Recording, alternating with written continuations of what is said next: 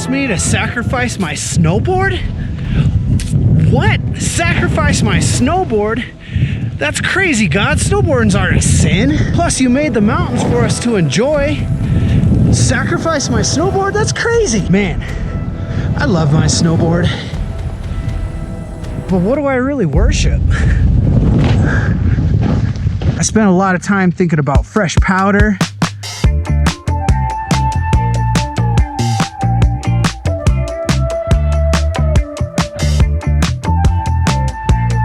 About dirt biking.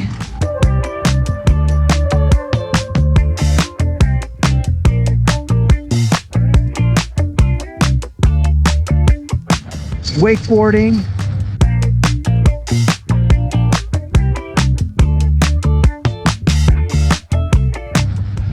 I spent a lot of time focusing on the family.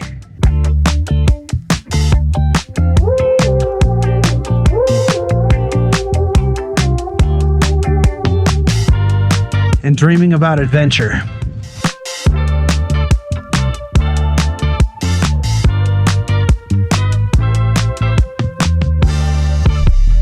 Do I really put him first in everything? Or if distractions arise, do I drop everything and run? If God points me in one direction, but my family points me in a different direction, what do I do? Family first, right? But what if the Lord tells me to do it this way, but my wife wants me to do it that way? Plus, sometimes what God asks me to do just doesn't make sense.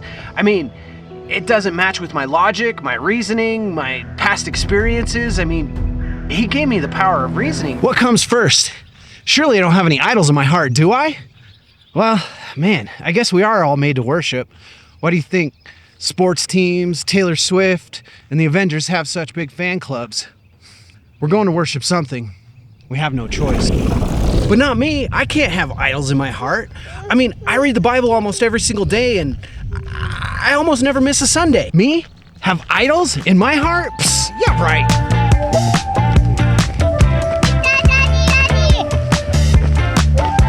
So there I was, out in the garden cleaning up for winter, and I hear the Lord say, 40. It wasn't audible. I could easily miss it and dismiss it. But for me, when the Lord speaks, it's usually a quick, subtle, hey, you should go pray for that guy over there. We all hear him.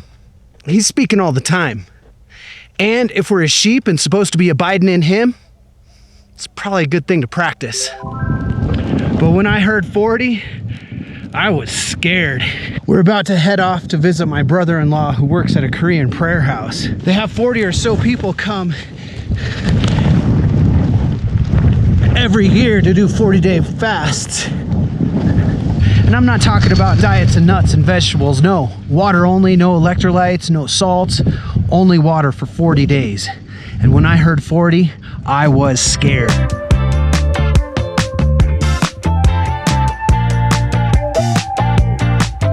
Do you know what the number 40 represents? Anyways, this prayer house is in Central Texas. Back in the early 90s, the lady who runs it was praying at her home in Korea, and Jesus came to her in the spirit, took her by the hand, and transported her to the hills of Central Texas. And when she told her husband, he didn't want to join her, and so she went without him. Wow, I don't know what I would have done. Imagine Abraham living in a time when child sacrifice was 100% normal. All the other gods did it, and God asks you to sacrifice your long-awaited child? I mean, what would you have done? Doesn't make any logical sense. Fast forward 30 years through a crazy setup, your uncle moved his entire family across the country to serve at the prayer house full time. We had a bunch of stuff going on with my family. And so we packed up the RV and decided to head to Texas to spend Christmas with Mommy's family. Yay! And God tells me 40. As mile after mile of plains and prairie passed by, I was torn, nervous, scared, and wrestling with God. I was wrestling, going back and forth with God, trying to explain to him how I can't leave my family for a month and a half. I mean, what kind of father would I be, right? Surely God knows that family's the most important thing. I mean, he gave them to me to protect. I can't leave them for a month and a half like that. I mean, that's crazy, God. Plus, I don't want to miss snowboarding season. If I have to do a fast, I'll have to recover and get my strength back. I'd miss the whole season. But as mile after mile ticked by, driving across the expanse of West Texas. My annoyance grew and grew with slow drivers, my wife, kids, everyone. I was nervous and facing a dilemma. Then my wife and I blew into a massive argument as we pulled into town. I felt like the enemy was doing everything he could to stop me, and I soon figured out why. Christmas was awesome, focusing on the reason for the season, Texas barbecue and all the fixins, but the number 40 kept bouncing around in my head. Finally, with great reluctance, I put in a prayer request for the healing and restoration with my family. Well, the next day I got my answer. It was to pray and meditate on an old hymn, My Jesus, I Love Thee, and to spend 40 days at the National Prayer Hut. Well, at least it wasn't a 40-day, I thought, but can I even do it? Much less should I do it? Separating from my wife and kids for that kind of time surely isn't right. But there I was, again, trying to use my logic and reason to tell God what to do. But back in 2016, I told the Lord in a life-changing encounter that I'd do whatever he asked me to. So how could I tell him no? I spent one last day with the family trying to savor every second, but everything in me wanted to just pack up and run. But I couldn't do it. I knew what I had to do. After some long goodbyes, I got into the RV, left my family with my brother-in-law a few miles away. Nervous as can be without a clue what I was getting myself into. That first night I walked up to my little prayer hut and the Lord dropped Luke 18 on my heart. First it talks about persistence with prayer. And Jesus says when he returns, will he find faith on the earth? Faith-filled followers, not simply confessing Christians with fire insurance. Then a parable about looking down on others. And Jesus says, those who exalt themselves will be humbled, and those who humble themselves will be exalted. Surely I don't look down on others, do I? But I mean, if they're criminals or they're not living right, it's okay, isn't it? After that, Jesus calls a child and says, if we don't receive the kingdom of God like a child, we will not enter it. Ouch! But what about my logic, my reason, and my life experiences? I mean, kids can't use their life experiences to judge if something's possible or not. Then he tells a rich dude to sell everything and says it's easier for a camel to pass through the eye of a needle than for a rich man to enter the kingdom of heaven. If you're poor in the West, you're still richer than 80% of the world, but wake boats and big vacations aren't a sin. But what really hit me was where Jesus said those who leave home or wife or parents or children for the sake of my kingdom will not fail to receive many times over more in this age and in the age to come, eternal life. When was the last time you heard someone preach a sermon on that one? But there I was, leaving my family behind.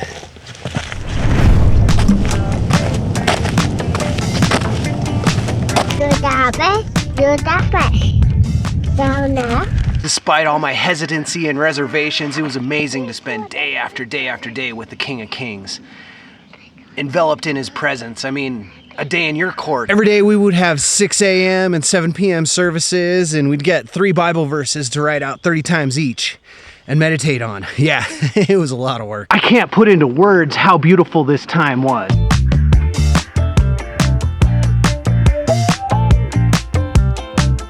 The Lord showed me so many things, clarity on his calling for my life, his plans for our family, my kids, and how to raise each one up. He also showed me how much I needed to grow. Pruning. Ouch.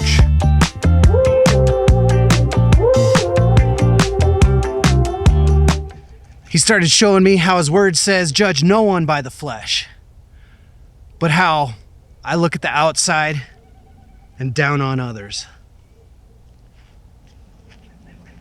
How often pride and arrogance get the best of me? Sure. You can always look around and find somebody with more pride than you have, but isn't even looking down on them for their pride prideful on my part? Oh, man. Then there were my lustful eyes. Man, that one's hard in our society. It's everywhere. Even though the Lord didn't ask me to do a 40-day fast, he did ask me to do 21. I grew up wrestling, and so I was used to cutting weight. I've even done a 21-day fast several years back, only taking communion 3 times a day with just a little bit of bread and wine. Yeah, wine. I grew up Lutheran. That's all I had, working full days of construction. I was remodeling a rental property after one of the top 5 worst evictions in the county, according to the sheriff, trying to rid myself of the anger, bitterness at the injustice. This is why we fast, to crucify the flesh and the doubt and the unbelief that comes with it. God's grace was amazing on the fast this time. I felt awesome. It really helped me focus on my biblical meditation and spend time with Him. It was so much easier to fast in my little prayer hut than it was back home. And as you know, 40 represents trials, tests, and temptations, rebirth, and renewal. It rained for 40 days with Noah. The Israelites were in the desert for 40 years. Jesus was in the desert for 40 days, tempted by Satan. Well, I had my trials and temptations too. First of all, I have a few rental properties and felt like if anything could possibly go wrong, it did go wrong. Water leaks, crushed pipes, freezing pipes, refrigerators, stoves, water leaks, you name it. It was crazy. All while I was tied down 1,000 miles away and couldn't help fix it. But that was the easy part. I just trusted in the Father and He provided. Plus, the same thing happened on my first fast. It was just a refresher course in trusting Him. It was tight. I had to do some shuffling, but I didn't even miss a payment. It really solidified me in the ability to focus on Him and ignore the storm raging around me. I dined at my Father's table in the presence of my enemy. The mind is a difficult thing to train, an amazing tool, but a poor master. Focusing on Him takes practice. I failed miserably on the next test though. I felt amazing during the whole 21-day fast, and then I had food in the RV. I could have cheated at any time, but it was easy to stay focused when you spend so much time in the Spirit. You have to. It's miserable fasting in the flesh. But for me, the real testing came after. Like I said, I spent a bunch of years cutting weight for wrestling. I knew what I could handle. I knew how much I could eat. I ate a full meal of sushi coming off my last 21-day fast. I prayed through it. I listened to my body. It wasn't a problem. I'd been fantasizing about eating for weeks. But the people running the prayer house know people who have died coming off long fasts. Hasn't ever happened to anyone there, but if you eat too much, your stomach can. So they have a very specific recovery meal regimen. I was told it was something like rice porridge and Korean miso soup. Well, it wasn't like any miso soup I'd ever had. I was so incredibly excited to eat again, but I was so incredibly disappointed when I tasted that gruel. They were forcing me to eat for an entire week. All my carnal flesh came out after that fast. It was ugly. It was ugly. I wanted to eat everything. I was sick of being at the prayer house, sick and tired of being locked down. I miss my wife, I miss my kids, I miss putting them to bed every night. I just wanted to leave.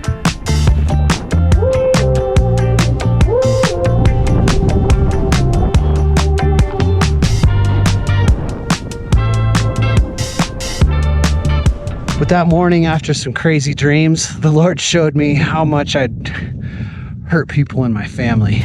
One vision the Lord gave me, I was following Jesus through the snow. At first it was only ankle deep, and then we kept going, it got deeper and deeper. Soon I was waist deep. Have you ever been in waist deep powder? Yeah, it's really hard to do.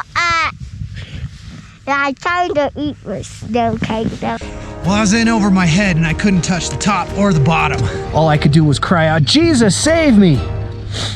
And it felt like His presence withdrew from me. I'd never sat still for that long in my entire life. I want to do things my way. I don't want to be told what I can or can't eat. Then all the doubt, the logic, the reasoning came rushing back. I was angry and sick of it all. I just wanted it to end. They were showing my wife how to make the gruel and rice water porridge and had her put in some Himalayan salt. After 21 days without eating, I was excited to eat. But when I tasted that gruel, it needed a lot of salt. I never saw. I added it and added it and added it till I could stomach it, but it still tasted horrible. Did make my tummy feel good though. I don't know how much salt they gave me, maybe a cup or so, but after a couple days it was gone. it was a crisis. I was freaking out. It was 7 a.m. just after morning service, and I was having a panic attack. After the Luke 10:19 prayer walk, I started rummaging through the community kitchen looking for some Himalayan salt. I was told it has to be Himalayan salt. So I started knocking on some of the staff doors, seeing if they had any, but there was none to be found. I was freaking out. So I texted my wife and my brother-in-law and said, "It's an emergency. I need salt. If I don't get any by dinner time, it's not worth." I found regular salt, I had garlic salt, but you said it had to be Himalayan salt. And if I don't find any by dinner time, I'd rather suffer outer darkness and weeping and gnashing of teeth than eat this gruel unsalted. I was just joking around, but let's just say it wasn't one of my better moments. Plus, technically, I wasn't even supposed to have salt. After I sent that text, I went to the hut, and on my way up,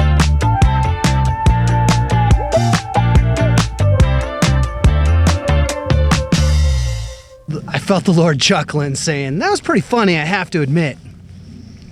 But you have to tame your tongue. If you speak out like that in front of the people I want to put you in front of, they'll cut it out." And then he asked me if I would fast salt for the remainder of the week-long recovery meal regimen. I said, "Of course, Lord." Then I laid down, closed my eyes, and was caught up. And I saw an image of Jesus stomping around like a 4-year-old throwing a temper tantrum. Then he looked at me and smiled.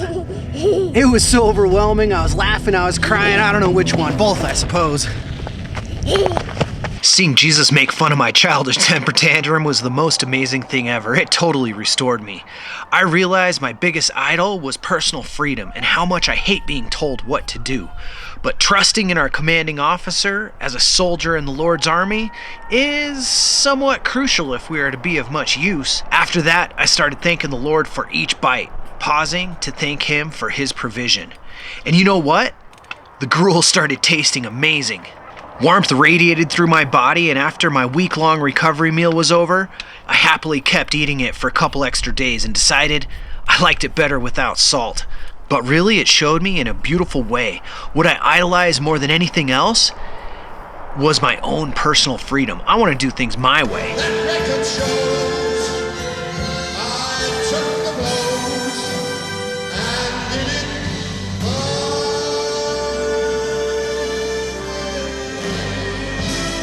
You know, our national anthem.